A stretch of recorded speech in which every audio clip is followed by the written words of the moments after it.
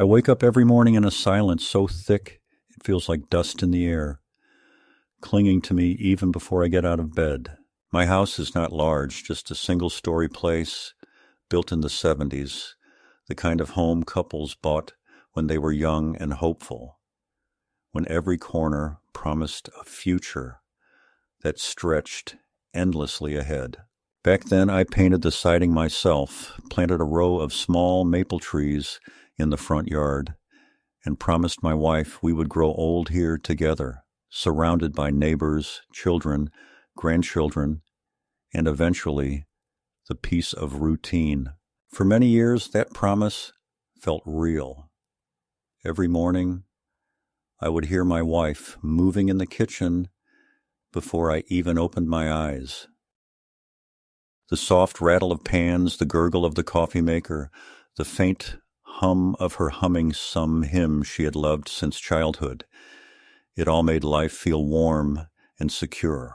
Now there is nothing but the uneven ticking of the clock on the wall, a gift we received at our wedding nearly half a century ago, and the creak of the floorboards under my own tired steps. I am 76 years old, and though the number shocks me when I say it out loud, my body reminds me of it constantly.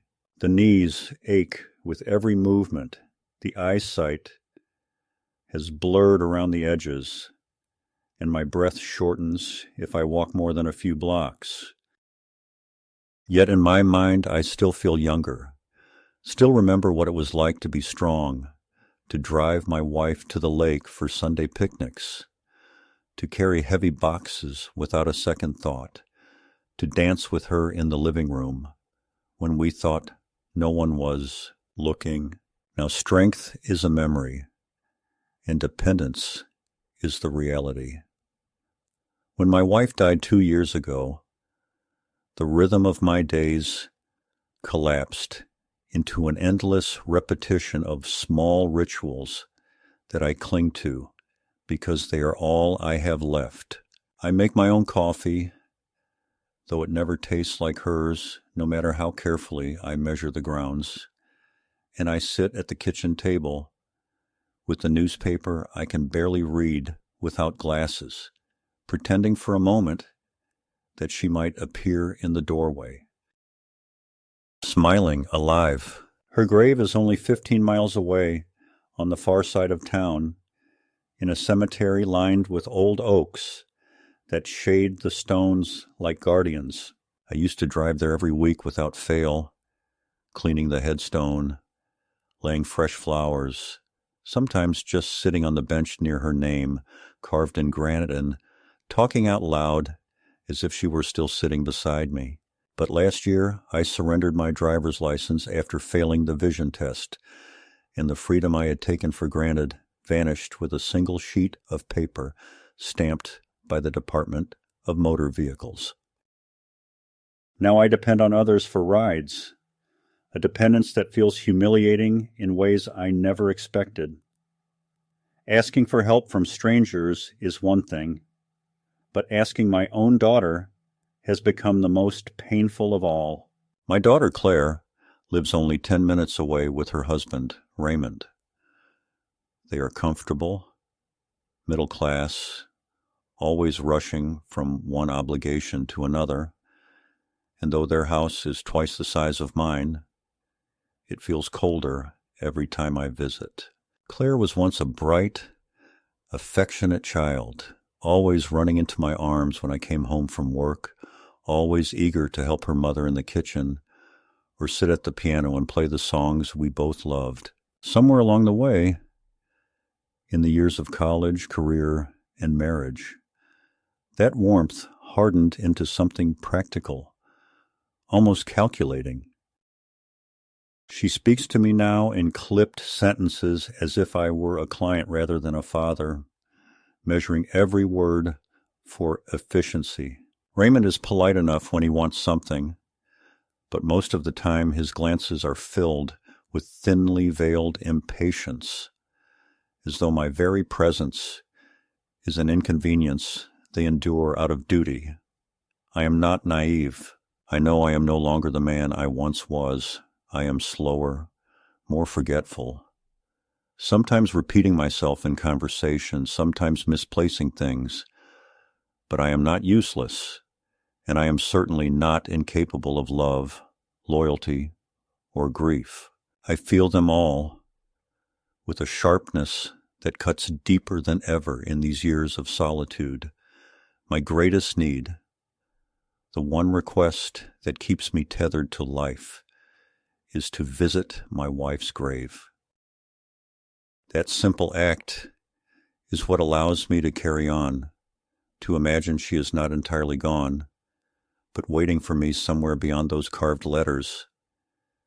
And yet, that request, so small, so sacred, has become the very thing my daughter refuses me. The first time I asked her after giving up my license, she said she was too busy, that she had errands to run, that maybe next week would be better. I accepted it then, telling myself she would remember, that she cared more than her tone suggested. But weeks passed, and every time I asked, she brushed it aside with another excuse. Once she said the cemetery was depressing for the grandchildren. Another time that she and Raymond had a dinner party to prepare for. Another that gas was too expensive to be wasted on unnecessary trips. Each time her words landed on me like stones, small and heavy, piling up until I felt buried beneath them. I have tried alternatives, though they are humiliating in their own right. I once called a taxi company, only to be told the round trip would cost more than I could comfortably spend on my pension. I considered public buses, but the nearest stop is 3/4 of a mile from my house, a distance my knees refuse to endure, especially carrying flowers. Once, in a moment of stubbornness, I attempted the walk myself, tripping after only half a mile and sitting on the curb until a stranger offered to drive me home. That day I felt not just old, but defeated, a man whose devotion to his wife had been reduced to a failed errand. What hurts more than the physical struggle is the indifference of my own blood. Claire knows how much it means to me, yet she acts as if my grief is a burden she should not have to carry.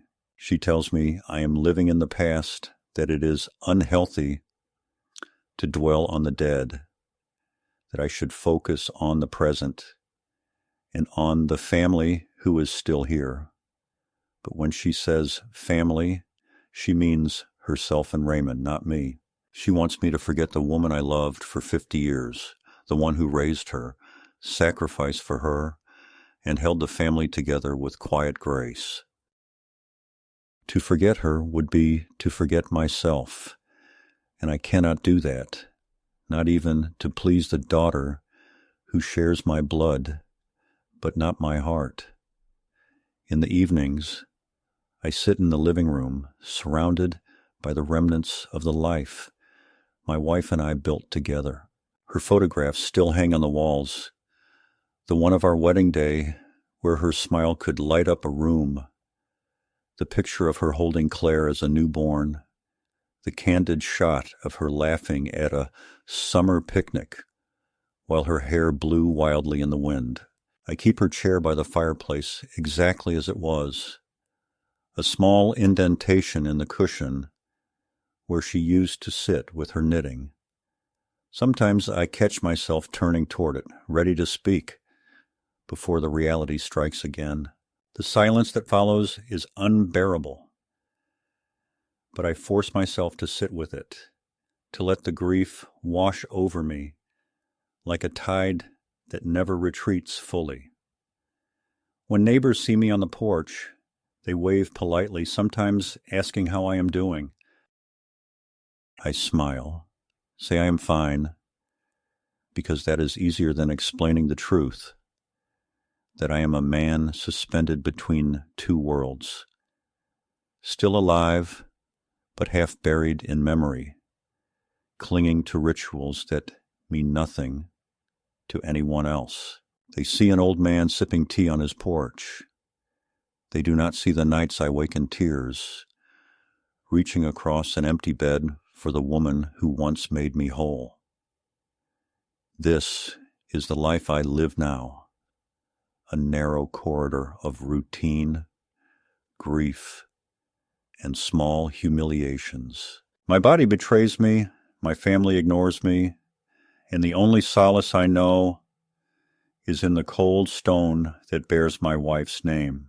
To reach that stone should not be too much to ask, and yet in my daughter's eyes, it is an imposition, an inconvenience, something to be denied. I feel, with every refusal, that I am being erased piece by piece, just as surely as she tries to erase the memory of her mother. And though I do not yet know it, this quiet erasure will soon drive me to actions I never imagined myself capable of, actions that will change not only my life, but theirs forever. It happened in early October, the air already brittle with that thin cold that finds the joints before it finds the cheeks. And with each day, the trees along our street were giving up more of themselves to the ground.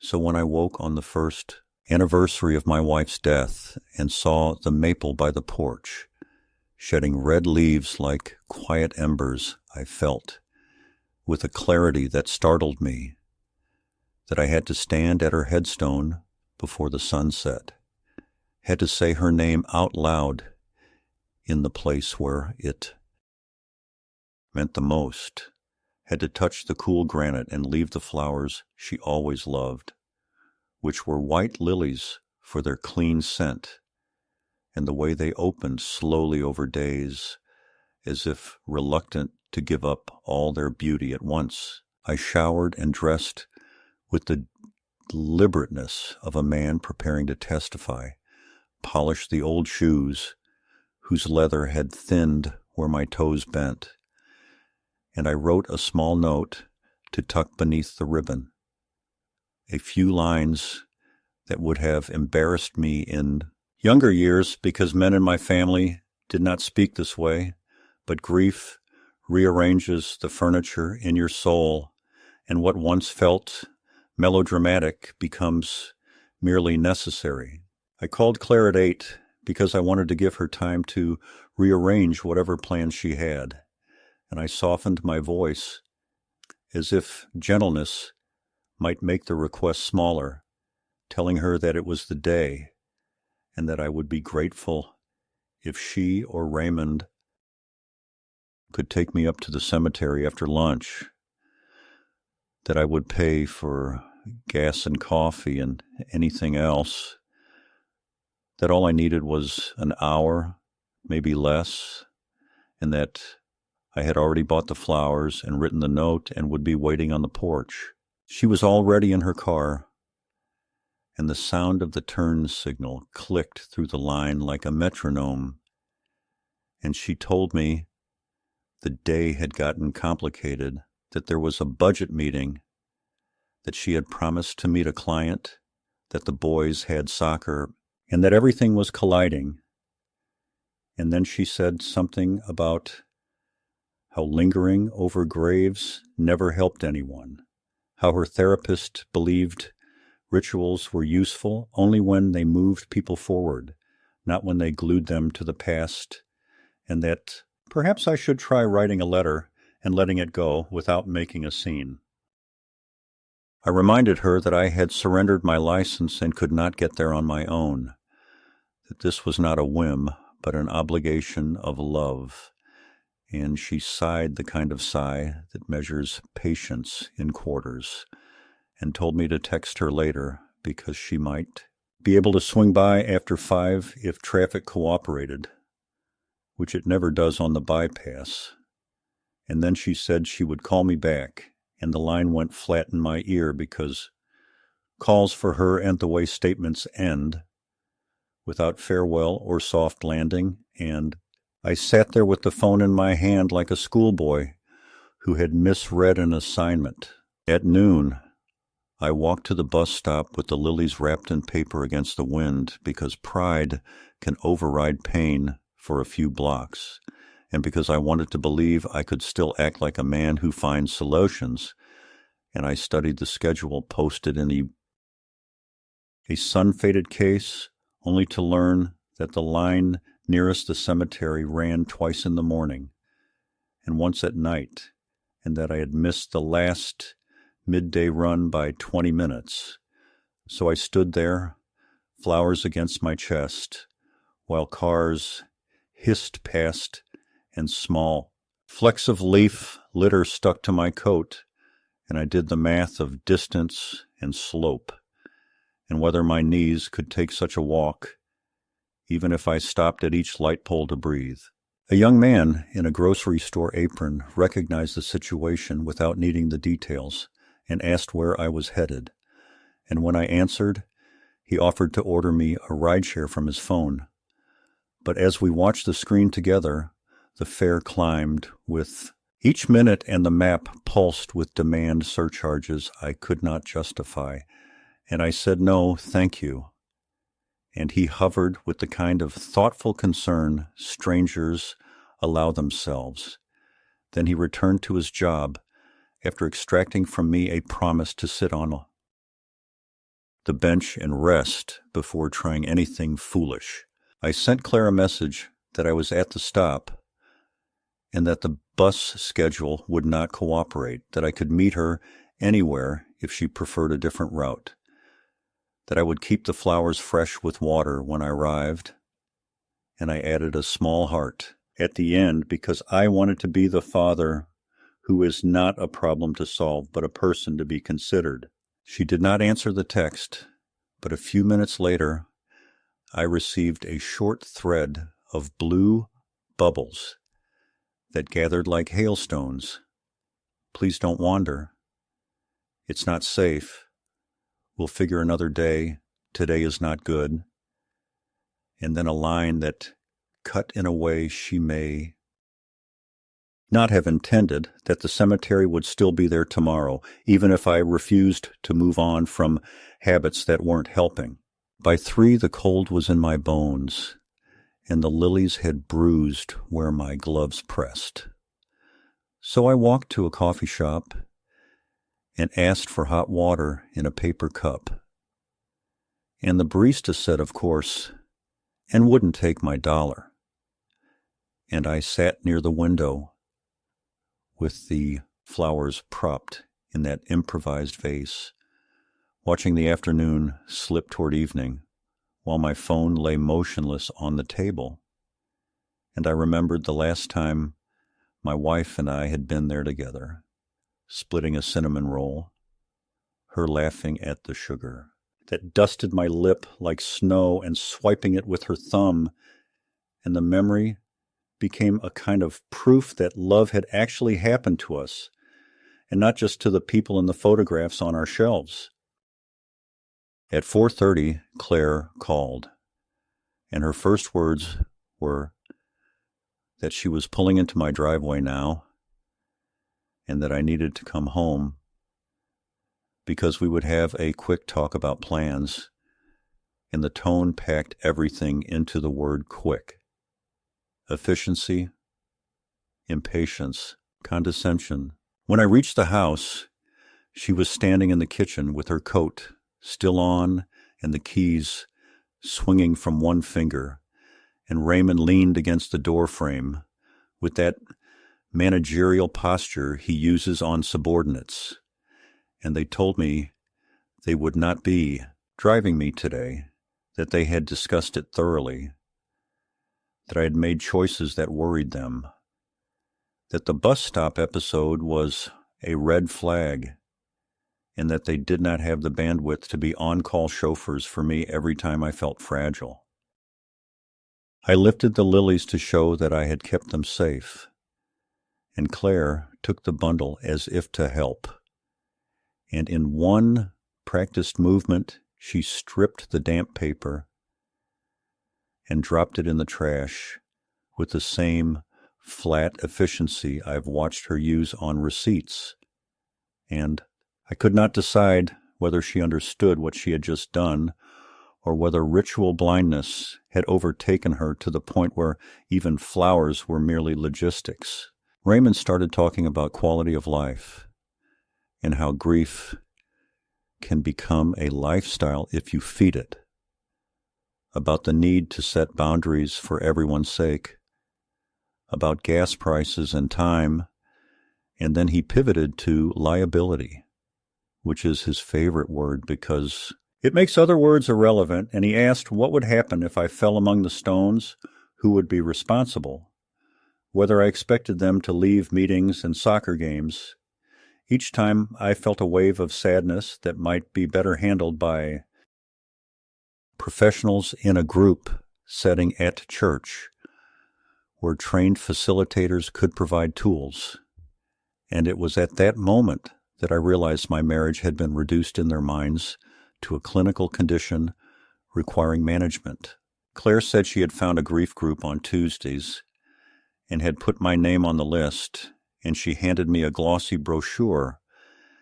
And then she mentioned, almost as an aside, that if I insisted on unsafe attempts to reach the cemetery, they would have to consider an assisted living facility where transportation and oversight were part of the package. And the word package knocked something off a shelf inside me because it wrapped my life in cellophane and stapled a price to it. I asked her, quietly and carefully, so the words would not wobble, whether she remembered what this day was. And she said, of course she remembered, and that she missed her mother too, but that her way of honoring memory wasn't to stand in the cold. Staring at a stone, and she said that if her mother were here, she would tell me to let go, and I replied that her mother was not here, and that the stone was the place most near to here that she still was. And then we stood in that fault line that opens in kitchens when people share a roof of history, but not a language for pain. I waited until they left, because my pride still has a spine, even when my back does not. And I went into the garage where my old sedan sat like a loyal dog with cloudy eyes. The plates expired, and the battery long dead, and I put my palm on the hood to feel the accumulated cold, and I told the car out loud that I was sorry, which is to say, I told my wife through that old machine that I had failed to reach her today, and then I sat on the tool bench and wrote another note because words were all I had left that could move without permission.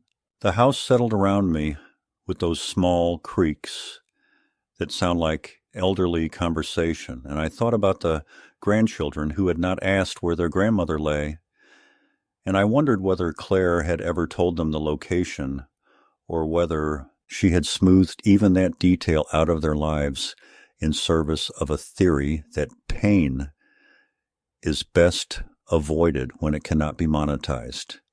And I felt a warmth rise from my anger that surprised me, because anger in old age usually burns low. Yet there it was, a steady flame that illuminated a thought I had been refusing. If the road to the cemetery had been closed to me by the very people who should have opened it, then perhaps I had to build a road they could not block, a road made not of asphalt, but of consequences. I did not draft a plan that night because plans belong to younger men and to Raymond with his spreadsheets, but I vowed something older and simpler, that I would not beg for what love already owed me, that I would not ask permission to remember, and that the next time Claire pronounced the word boundaries, I would show her how wide mine could be. Before I went to bed, I unwrapped the lilies and trimmed the stems again and placed them in a tall jar by the window, where the moon could find them, and I whispered my wife's name, the way you whisper a prayer when you are no longer sure anyone is. Listening, and I told her that today they refused me, but that refusal had done something to me I had not expected. It had straightened my back and cleared my sight, and taught me that grief, when dishonored, grows teeth, and that the man they believed was made of apologies and requests still carried inside him the spine of the husband who once promised not to let her stand alone in any weather. I slept poorly, but not with the helplessness of the previous months. I slept like a soldier, waiting for a dawn he has chosen. The days after that failed anniversary visit stretched out like an endless corridor of disappointments, each one lined with the same harsh refusal, the same cold dismissal that left me smaller than before. What began as a polite excuse on Claire's part soon hardened into a pattern, and then into a rule that she no longer even attempted to soften. Each time I gathered my strength to ask her again if she might take me to the cemetery, her voice grew sharper, her tone more brittle, as though I were demanding something outrageous, instead of begging for the simplest act of decency a daughter could extend to her father. Once she told me flatly that my weekly morning trips were obsessive, that I was addicted to sadness in a way that was not healthy for anyone, least of all her. Another time she snapped that I should stop dragging everyone into the grave with me, and that I was turning grief into a performance. I remember standing in her kitchen, my hands trembling, around a cup of coffee she had grudgingly poured, while Raymond smirked from across the room and muttered that if I wanted so badly to spend time with the dead, maybe I should just hurry up and join them. He laughed at his own cruelty, and though Claire gave him a look that was meant to be reproach, she did not contradict him. That evening, when I returned to my lonely house, I sat in the armchair, staring at the worn carpet, repeating his words to myself until they etched into my skin like burns. Better off buried. That was how my son-in-law saw me, and in Claire's silence I heard a kind of agreement, the assent of someone who no longer recognized the man who had raised her as anything but a burden to be managed, or at best tolerated. The lilies I had bought for my wife had already wilted in their jar, the petals bruised and curling at the edges, and I could not bring myself to throw them away, because they seemed to mirror my own decline too perfectly.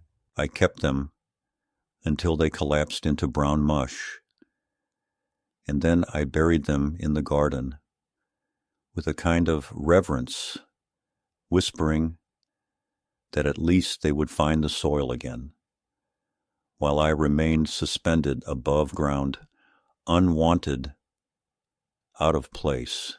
The humiliations did not stop with refusals. There were the small daily reminders that my presence in their lives was not just unwanted, but inconvenient. When I tried to call Claire in the evenings, the calls went unanswered, and on the rare occasions when she picked up, her tone was rushed, clipped, and laced with impatience, as though she were speaking to a telemarketer. If I asked about the grandchildren, she would deflect, saying they were busy with sports, with studies, with friends. When I suggested that perhaps they might accompany us once to visit their grandmother's grave, she laughed in a way that startled me with its cruelty, saying there was no reason to burden children with that kind of darkness. A week later, I overheard the boys joking that they had no idea where their grandmother had even been buried. And when I confronted Claire about it, she brushed me off with a shrug, saying there was no need to force them into outdated rituals. My wife's entire existence, the memory of her resting place, had been erased from the family narrative, as though she had never lived, never cooked, never prayed, never sung them to sleep. That realization landed heavier than any insult. She was gone not only from life, but from the story we had built, scrubbed away by the very daughter who owed her everything. One Sunday, when the air carried the first bite of approaching winter, I asked Claire once more. I had dressed carefully that morning, wearing the suit I had buried my wife in, polished the old shoes, combed my thinning hair as though presentation might matter, as though appearing dignified might soften her heart. She looked at me as though I were mad, then laughed and told me to change into something less theatrical, because the neighbors might see. When I insisted, she slammed the car keys down on the counter and declared she would not drive me anywhere, not then, not ever again. Raymond, leaning lazily in the doorway, added, "Good, because I'm tired of chauffeuring a ghost." His eyes met mine in a way that dared me to object, dared me to push back, as though he wanted a fight. But my words died in my throat, choked by years of swallowed indignities, and I walked out into the yard instead, staring at the rows of leaves piling against the fence, each one crisp, dead, discarded, as though nature itself had decided to mirror my life. The silence between us grew thick after that. Claire stopped calling entirely, and when I reached out, the calls went to voicemail. Weeks passed with no visit, no message, no sign that I still existed in their world. My only company was the sound of the clock and the ache in my chest. Sometimes I sat in the garage staring at my old car, now a husk with a dead battery, thinking how easily I could have driven myself if not for the loss of my license, that symbol of independence taken from me by the state, now chained me to their whims, and I began to feel like a prisoner in my own home. I even called a taxi company again, but the operator reminded me of the price, and I hung up before giving the address, ashamed that I could not even justify the expense to myself. One afternoon, needing air, I walked to the corner store for milk and bread, moving slowly with my cane. At the counter, the young clerk, seeing my exhaustion, offered to help carry the bag back to my house. He chatted kindly as we walked, and at one point he asked whether my family came by often to visit.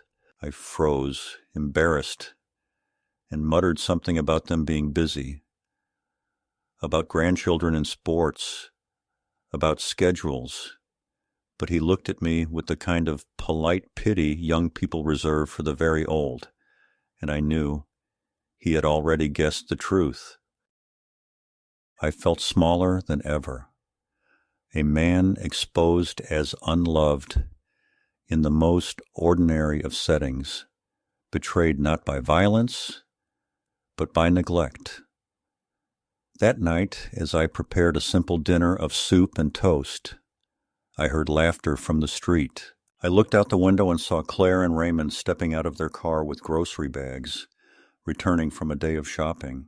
They lived close enough that I could watch their driveway from mine, close enough that I could see the ease with which they moved together, the casual smiles, the life intact and unburdened. Yet they had not so much as knocked on my door in weeks. I stood in the darkness of my kitchen, soup cooling on the table, and realized that I had been relegated to the margins of their lives like an afterthought, a line item, too small to include. The cruelty sharpened when they spoke of me to others. Once at church, I overheard Raymond joking to another man about how the old man spends his days crying at stones, and how he and Claire were doing their best to keep him from embarrassing himself in public. They laughed together, as if my devotion to my wife's memory were nothing but a weakness to be mocked. When I confronted Claire afterward, she dismissed it with a wave of her hand, telling me not to be so sensitive, that it had only been a joke. But her eyes betrayed a flicker of annoyance, as though even my hurt feelings were another inconvenience added to her plate. Each slight might have been survivable on its own, but together they built into something heavier, something I could not shake off. It was not just neglect, it was erasure, a systematic sanding down of who I was and who my wife had been, until nothing remained but the outline of a man to be dismissed. And as the weeks turned into months, I began to realize that their refusals were not temporary, not momentary lapses of kindness, but a deliberate boundary they intended to enforce forever. I would not be driven to the cemetery again. I would not be granted that sacred act of mourning. My wife's resting place had been turned into forbidden ground, and by extension, so had the memory of our life together. In those moments of clarity, a new feeling began to stir beneath the grief. It was not the resigned sadness of a widower, but something darker, steadier, more dangerous. Anger at Claire for choosing convenience over love, at Raymond for spitting his disdain so openly, at myself for having raised a daughter who could discard her own mother's memory so easily. That anger began to grow roots, and though I did not yet know what it would become, I felt for the first time in many months that my story was not over. Something inside me had shifted. They had taken from me the dignity of mourning, but in doing so, they had awakened something I thought had long since died, the will to act, not with pleas or requests, but with consequences. The breaking point arrived not in a thunderclap of drama, but in the quiet discovery of something so cruelly mundane that it hollowed me out more completely than all the previous refusals combined. One Saturday afternoon, I found myself sitting at Claire's dining table while the grandchildren sprawled on the floor with their electronic devices, their faces lit by the cold glow of screens. When one of them, Jacob, the younger, asked where exactly his grandmother had been buried, because a classmate at school had spoken about visiting his grandfather's grave over the weekend, and Jacob, in that unfiltered way children possess, wondered aloud why he had never seen his own grandmother's. His older brother snorted and shrugged, and then, to my horror, said he thought maybe she had been cremated and the ashes scattered somewhere because that was easier. And then both of them laughed lightly and returned to their games as though the question had never mattered. I sat frozen, staring at them, my heart hammering so hard I could barely swallow, because in that instant it became clear that my daughter had never taken the trouble to tell her children the truth, had deliberately concealed the place where their grandmother lay, had chosen to erase that sacred ground from their inheritance. My wife's resting place, The place I had fought to reach had been reduced to a blank in the minds of the very descendants she had loved with a patience that had no end. I turned to Claire then, unable to hold back, and asked how it could be that her own sons did not know where their grandmother was buried. She looked at me without shame, her eyes flat, and said she had made the decision years earlier not to tell them, because children did not need to carry the weight of death, because she wanted them to grow up free from what she called morbid attachments, because she believed the healthiest future was one that looked only forward.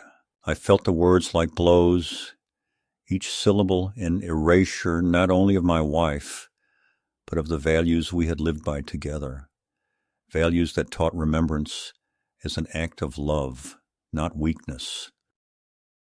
I told her, my voice shaking but clear, that she had no right to deprive them of their grandmother's memory, no right to choose ignorance for them.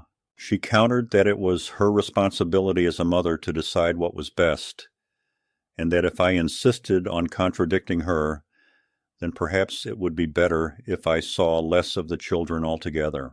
The room went quiet then, except for the faint digital sounds of the boys' games, and in that suffocating silence, I realized that my daughter had not only closed the road to the cemetery for me, but had built a wall around her children as well, sealing them off from the woman who had once rocked them in her arms. That night, back in my empty house, I opened the drawer where I kept old letters and documents, and I took out a photograph of my wife holding the newborn Jacob in her arms, her face radiant with love, her eyes filled with the quiet pride of a grandmother who had waited her whole life for that moment. I looked at it for a long time, my chest aching, and I swore to her image that I would not allow this erasure to stand. It was not enough to grieve silently anymore. It was not enough to plead with a daughter who had already decided that her mother's memory was inconvenient. Something had shifted in me that day, something hard and unyielding, a clarity that I had been resisting for months, but could resist no longer. I could no longer be merely the old man asking for a ride.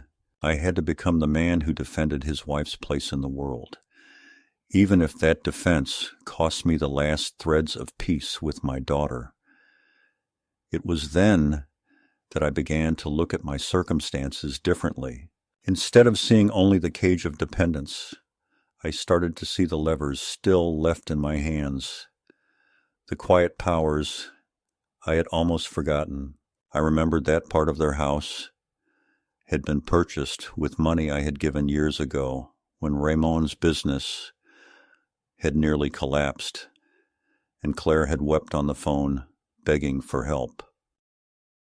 I had written the check then with no hesitation, because that is what a father does when his child is in need, and I had allowed the documents to be drawn up in a way that kept my name attached to a share, believing it a mere formality. That formality now glowed in my memory like a hidden weapon, a proof that I was not as powerless as they believed. I also remembered the joint account I had set up decades ago, into which I had funneled a steady stream of savings with the promise that it would support Claire in times of need, a stream she had grown accustomed to as though it were her birthright. I had stopped paying attention to it in recent years, trusting her to manage it. But when I requested the statements, I discovered she and Raymond had been using it as if it were their own personal treasury. The betrayal pressed down on me, but it also opened my eyes. They depended on me far more than they wanted me to realize.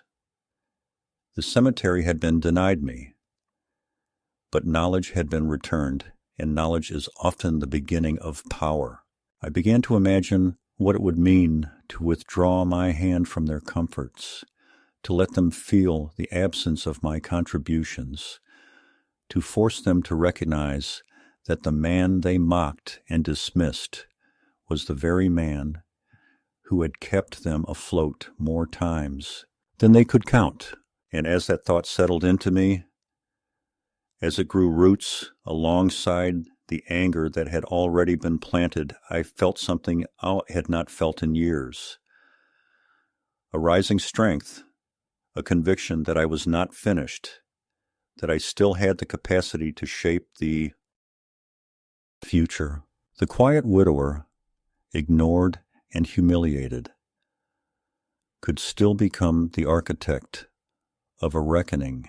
I went to bed that night with a strange calm, the photograph of my wife resting on the table beside me, and I whispered to her that though they had tried to erase her, I would carve her memory into the very walls of their lives, that they would not be allowed to forget, that if they would not carry her in love, then they would carry her in consequence.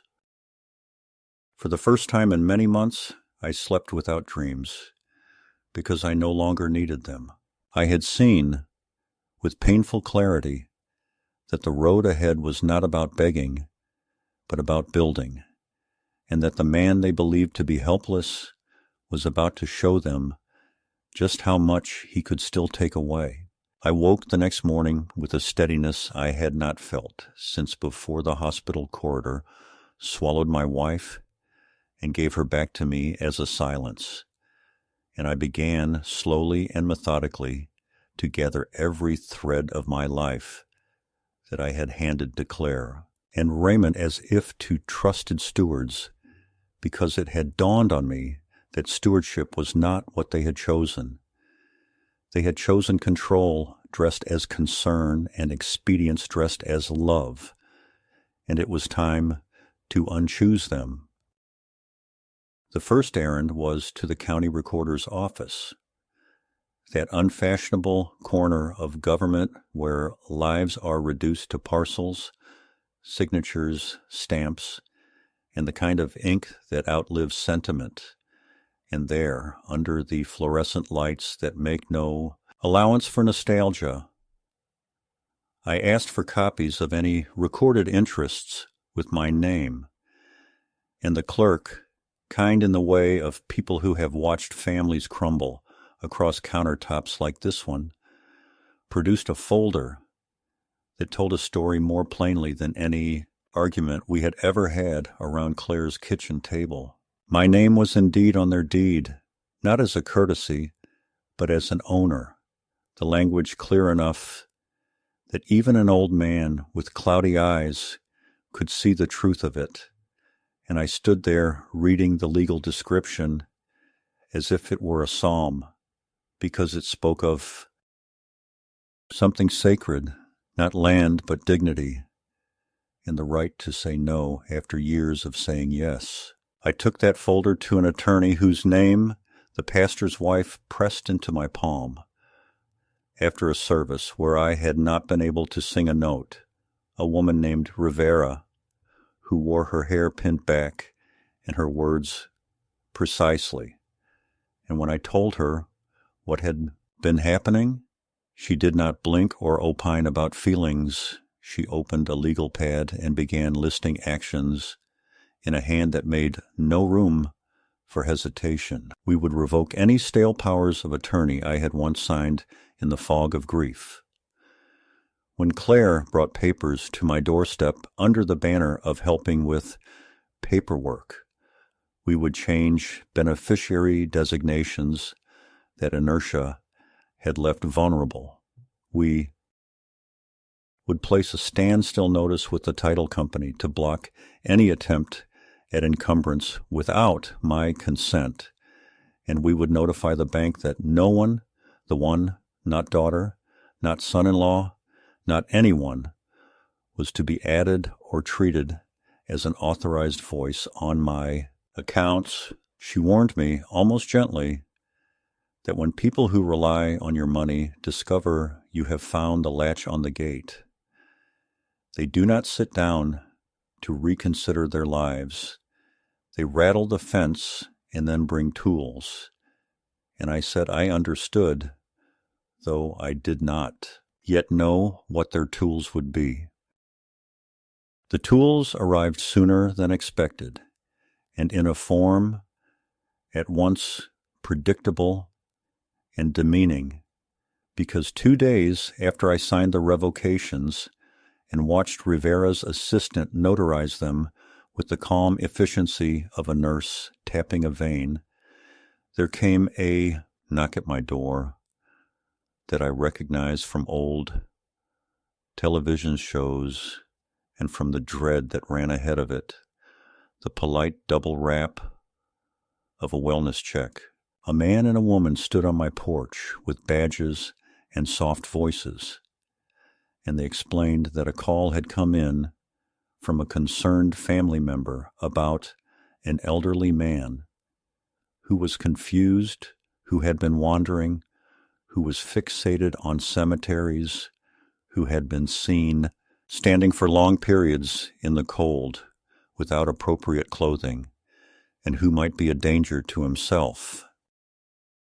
I invited them in because I have nothing to hide except my sorrow, and I made tea as if they were the grandchildren I rarely saw, and we sat at the kitchen table while I answered their questions fully and clearly, producing my medications from the cabinet with labels intact, my calendar with appointments neatly written, the receipts from the grocery store on the counter, and the folder from the recorder's office that I laid open like a shield, because I knew, even as they spoke, whose voices they had carried to my threshold. They left at last with apologies and a form, and the woman squeezed my forearm in a way that said she understood more than policy allowed her to admit. And when the door closed, I stood there with the form in my hand and told the empty room that I had just witnessed what it looks like when love misnames control for kindness.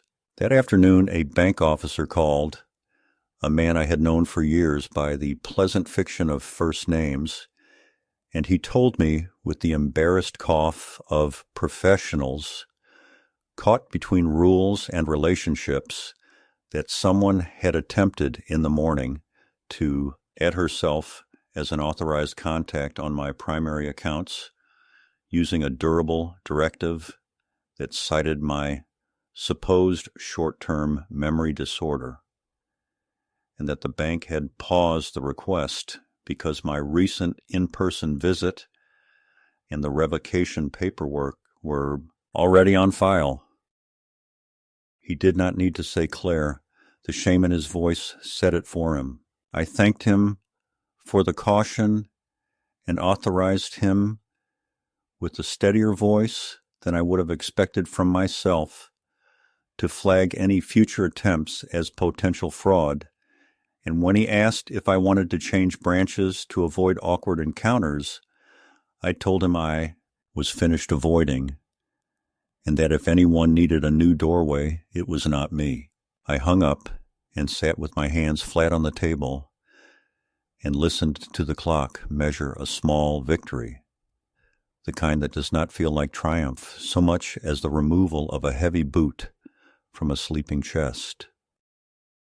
It was then, in the quiet after those small battles, that the larger truth began to surface, not from a confession, but from one of those unguarded oversights people commit when they believe the old are incapable of reading between lines. A letter addressed to me, but placed accidentally in Claire's bundle of mail. She had used my home address for one of their credit statements years back and never bothered to update it, arrived with the morning post and sat there on my porch in the rubber-banded stack the carrier leaves when he is in a hurry. I opened it without thinking, the habit of a lifetime of paying bills on time stronger than my recent caution, and inside was a notice from a lender I did not recognize referencing a home equity line of credit secured by the property with 3 names, mine among them, now in arrears and subject to acceleration if the past due amounts were not cured within 30 days. The amounts listed were not daunting in isolation, but the pattern was a string of missed payments, late fees, interest compounding, and a polite paragraph that translated to the naked truth. They had squeezed the house like an orange without the forethought to plant another tree. The motive lay there in black and white. This was never about protecting me from grief. It was about protecting their access to what they considered a reservoir into which they could lower a bucket without asking. I carried that letter to Rivera and watched the muscles gather at her jaw as she read. We would, she said, notify the lender that any future negotiation would require my presence and signature, and that there would be no further borrowing secured by an asset that included my name. If they needed money to cure their defaults, they would have to sell a car, cancel a vacation, or do the difficult work of telling their own truth to themselves. I asked what would happen if they did not comply, and she looked up at me with something that might have been respect and said that co-owners have remedies, some drastic, some plain, and that people who treat shared roofs like private tents sometimes learn the difference in court. I nodded, the room tilting a little under the weight of implications, and though the thought of legal war with my own daughter nauseated me, something older than nausea steadied me, the need to protect the memory of a woman who had never once put herself ahead of her child, the need to refuse a story in which her grave was sacrificed to a line of credit. The retaliation sharpened. Claire stopped speaking entirely and let Raymond carry the words, and he delivered them with the confidence of a man who has always won by speaking louder.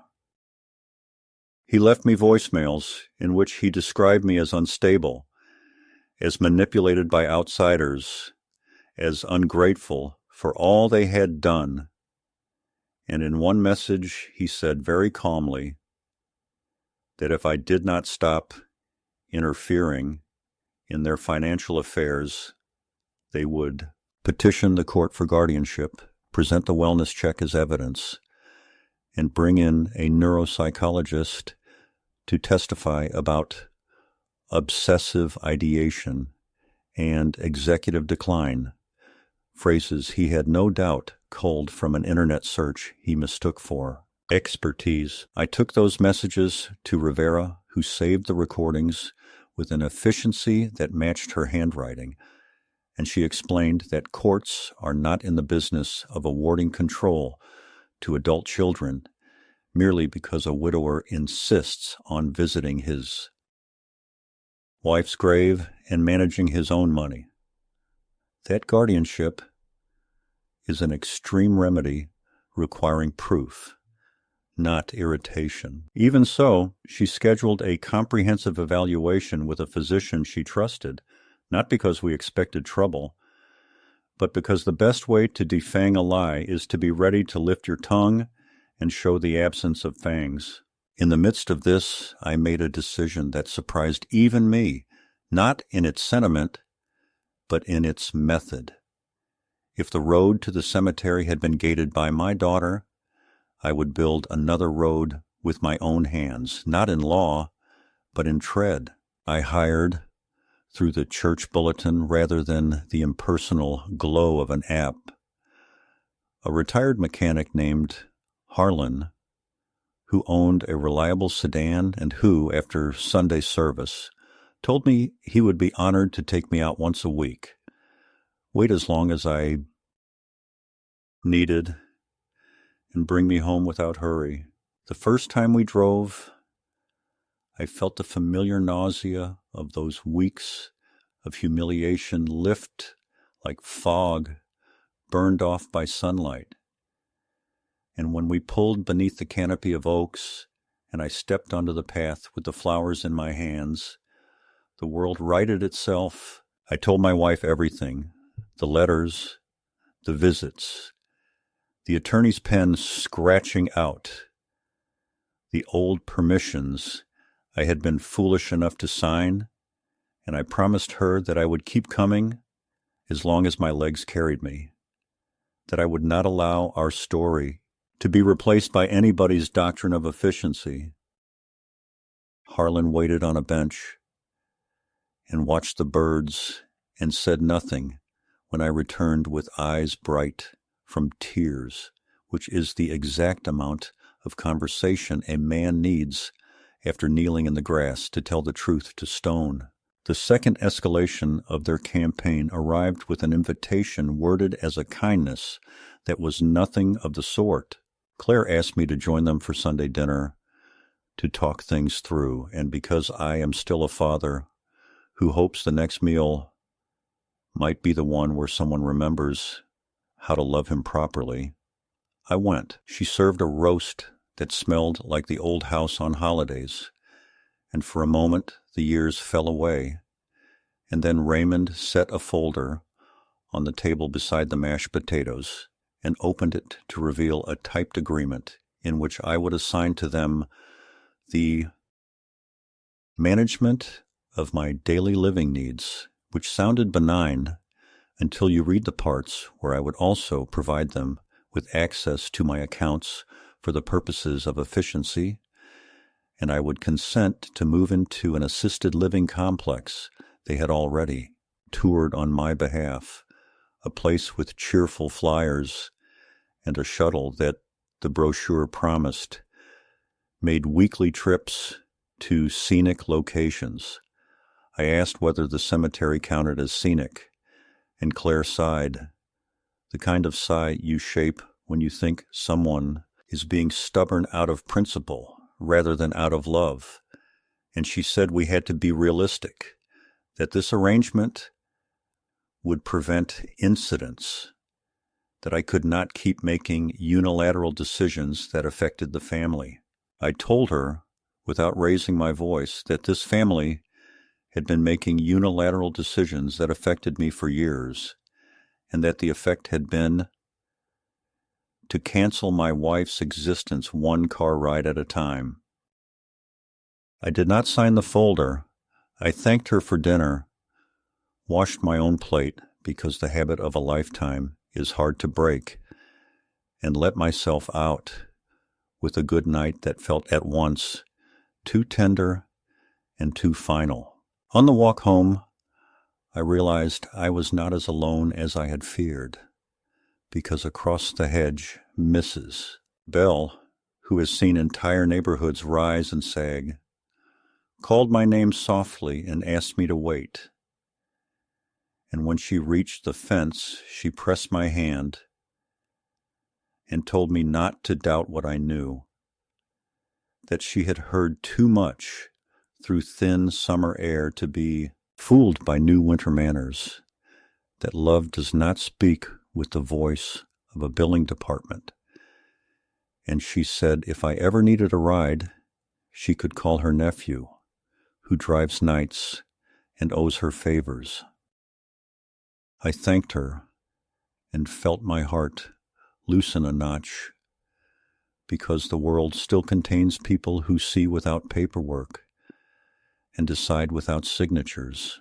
The next week brought the results of the evaluation Rivera had arranged, a thick report that took me back to the days when performance reviews arrived in manila envelopes, except this one examined the machinery of my mind rather than my bookkeeping.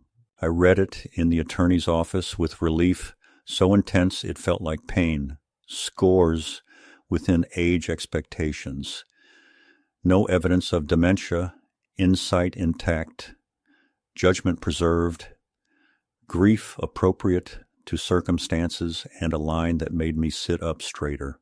that my insistence on visiting my wife's grave represented a culturally normative mourning practice that should be supported rather than pathologized.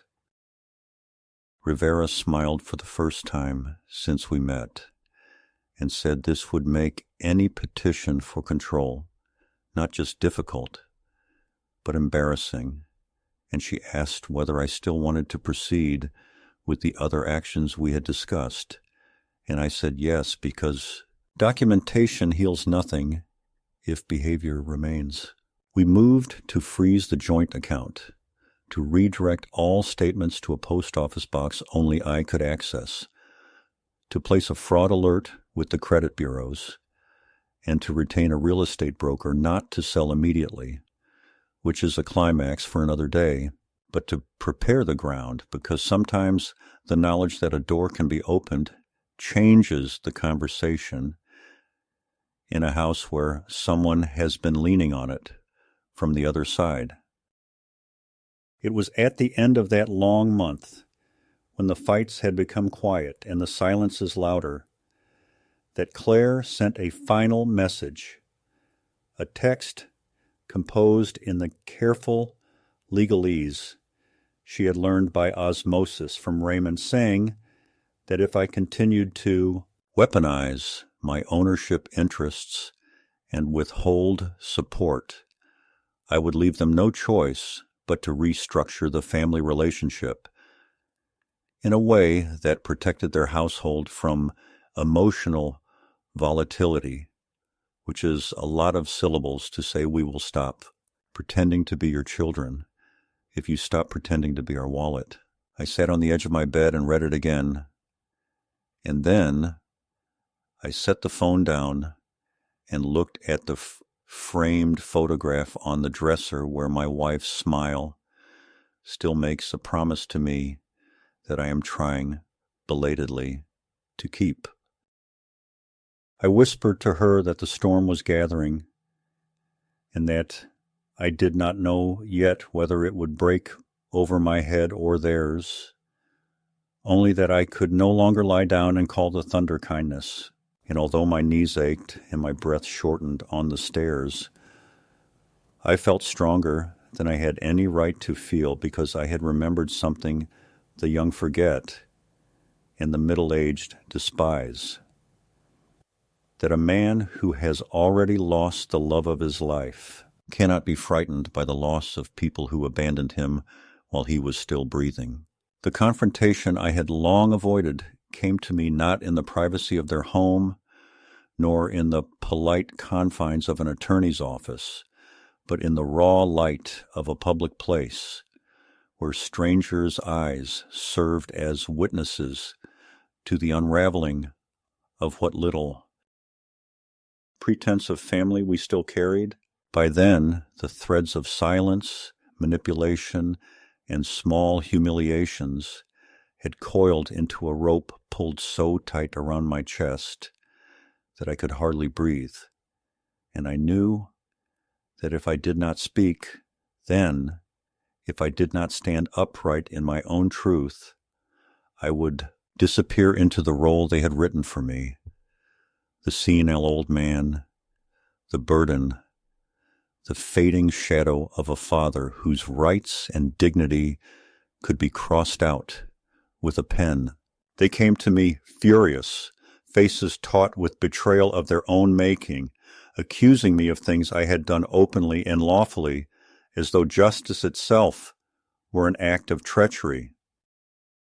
Claire's voice trembled not with sorrow, but with rage, as she hurled at me the accusation that I had destroyed the family, that by cutting the money flow, by refusing their terms, by asserting rights they never believed I would claim, I had condemned them.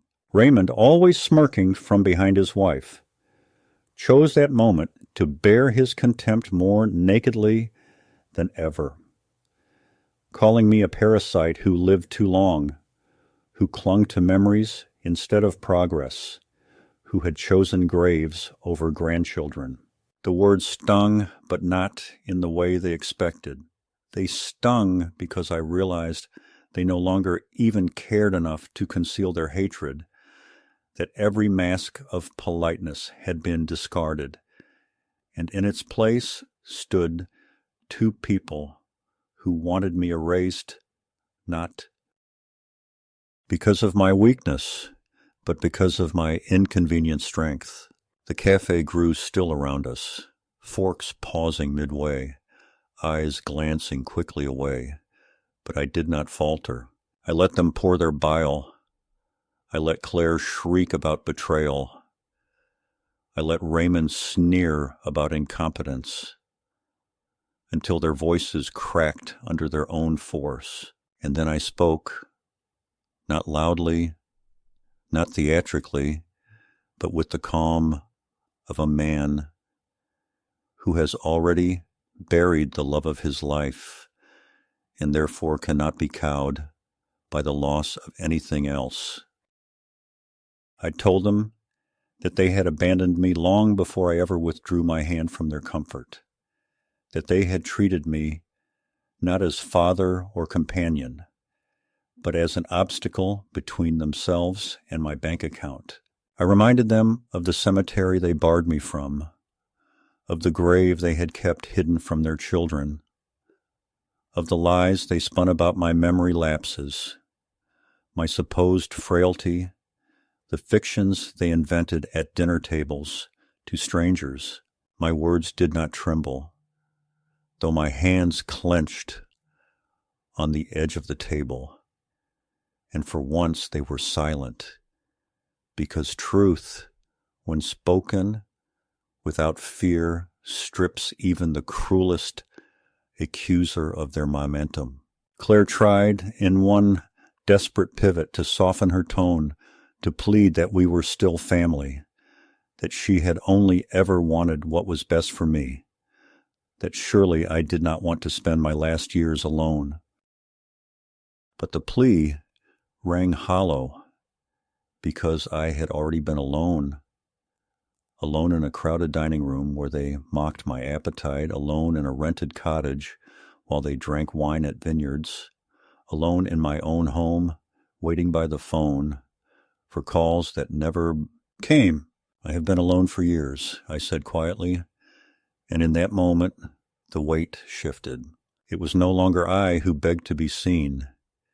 It was they who scrambled to pull me back into their orbit, because the money, the house, the car, the accounts, every tether they thought bound me to them had snapped.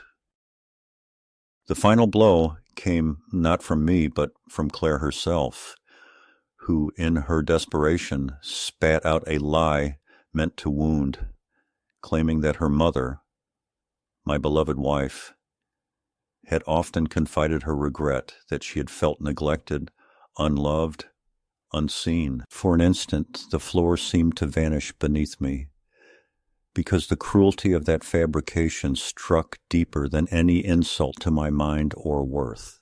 To tarnish her mother's memory, to defile the love that had been the axis of my life, was the lowest act I had ever witnessed from my own child. But even as the ache rose in my throat, I recognized the tactic. It was not truth. It was desperation. It was the grasping hand of someone who knew she had already lost. And so I looked at her, not with anger, but with pity, and I told her softly that I would not let her weaponize her mother's memory, that our marriage had been imperfect but filled with love, and that nothing she said, no venom she spat, could erase. The life we had shared, Raymond tried to reassert control, demanding terms, sneering that I could not cut them out forever, that the law and blood would always bind us. But I rose from the table then, steady despite the tremor in my knees, and I left them with the only truth that mattered, that family is not a contract written in inheritance or obligation. It is a covenant of love, and when that love is broken, Deliberately, what remains is nothing but strangers bound by resentment. I told them that I was free of their grip, that I owed them nothing, and that if they wished to curse my name in the years ahead, they would do so from houses bought without my hand, from lives financed without my sacrifice, because I was finished, carrying them on the back of my grief.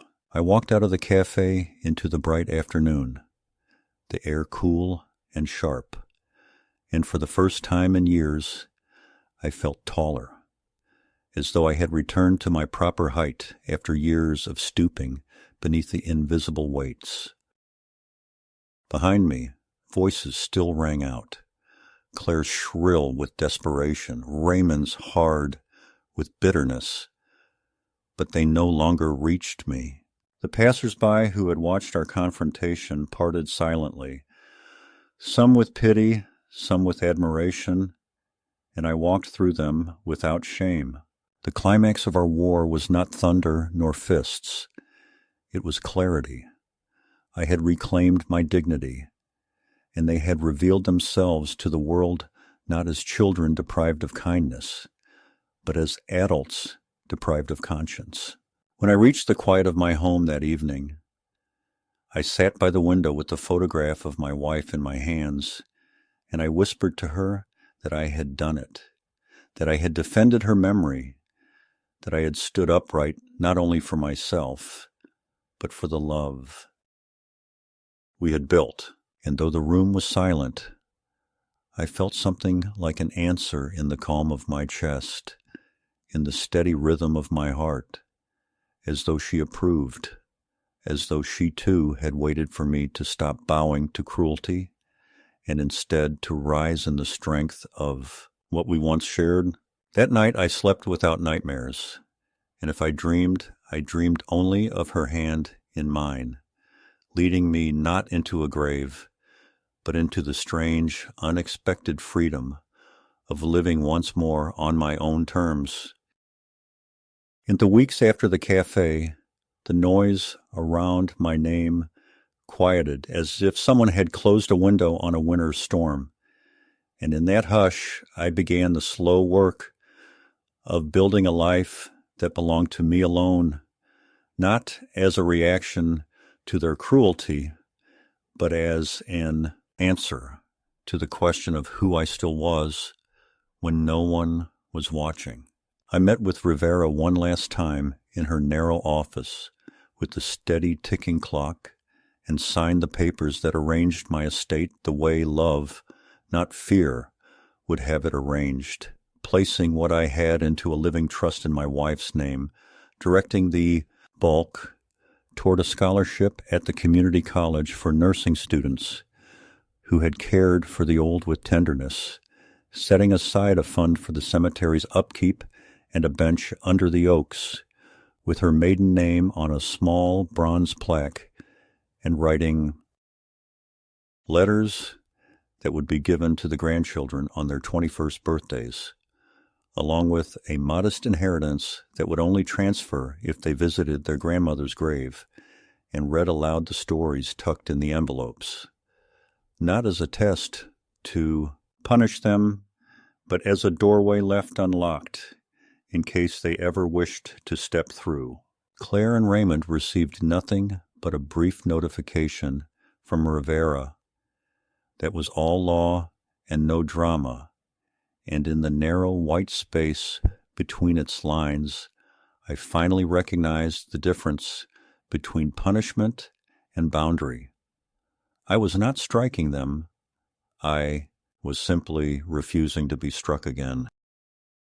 Harlan began driving me twice a week, sometimes more when the weather was kind to old knees, and each trip felt less like a pilgrimage of pain and more like a return to the small republic my wife and I had ruled together with casseroles and patience, and the habit of forgiving before nightfall, so that by the time the first lilies opened in the bed, the groundskeeper let me claim I could kneel without that tearing in my chest, and talk about ordinary things, the neighbor's unruly hedge, a robin that had chosen the low branch this season, the way the sun made her name shine like wet stone, and then fade again as a cloud passed. And in those ordinary details, I found the scale on which life still made sense. I rented a small bungalow on the hill above the cemetery with a porch just big enough for a chair and a pot of basil. And at dusk, I would sit there with her wedding ring threaded on a leather cord against my skin and listen to the evening settle into the trees, and the quiet that once scared me began to feel like company, as if she had moved from rooms and appliances into the gentle choreography of air and light. Sometimes I saw Claire's car idle at the bottom of the street and then pull away. And sometimes I received messages composed as if from a committee, where the word family appeared like a brand name rather than a promise. And each time I answered once, briefly and without venom, to say that I forgave what could be forgiven and would not reopen what had been sealed, that my door was not locked, but my boundary was real, and that if she wanted to meet the conditions love requires, she knew where her mother lay and where I could be found. Late in March, when the grass shifted from brittle to hopeful, and the bench plaque had finally been set, a young man in a college windbreaker approached me as I was trimming the spent lily stalks and asked, with a hesitance that reminded me of his mother as a child, whether I was the one who knew stories about his grandmother because he had a letter that told him to ask. And when he handed it over, I saw my own handwriting and the date of his 21st birthday, and understood that time, which had been my adversary for so long, had chosen to stand with me for once. We sat on the bench together for an hour while he read the short things I had written about her kindness with returnable pie plates, and the way she would hum while measuring flour. And when he finished, he did not look at me with pity, but with recognition, and he asked if he could come again on Thursdays after class, and I said that graves don't keep schedules, but grandfathers do, and the smile that broke his careful face was so like my wife's that I had to turn my head and count the oaks until my voice steadied. I did not ask about Claire, and he did not volunteer, and that silence felt right, because reconciliation is not a courtroom where each side presents exhibits. It is a weather that arrives when it is ready, and until it does, you tend the garden and keep a chair open. On the day I purchased a burial plot beside my wife's, the clerk asked whether I wanted to inscribe the date of birth now and leave the rest blank. And I said yes, because certainty is a mercy for those who will stand here when my voice is gone. And I walked back to the bench lighter than I had expected, not because I longed to occupy the ground, but because the arrangement itself felt like a completed sentence, a full stop in a paragraph that had meandered too long through clauses of grief and indignation. I do not pretend that I do not miss my daughter. I miss her the way a healed bone aches when rain approaches, a memory of pain that is not the pain itself. And on some evenings, I speak her name the way I speak our granddaughters and grandsons, gently and without accusation, and I let the wind carry it down the hill toward town, trusting that if it lands anywhere useful, it will do so without my instruction. What I know is this: the road I begged them to drive me has been made by my own two hands, and the hands of people who owed me nothing and gave me kindness anyway, and in learning to walk it, I have grown back into the man my wife knew, not young, not unbroken, but standing. When I leave the cemetery, I no longer look over my shoulder as if chased.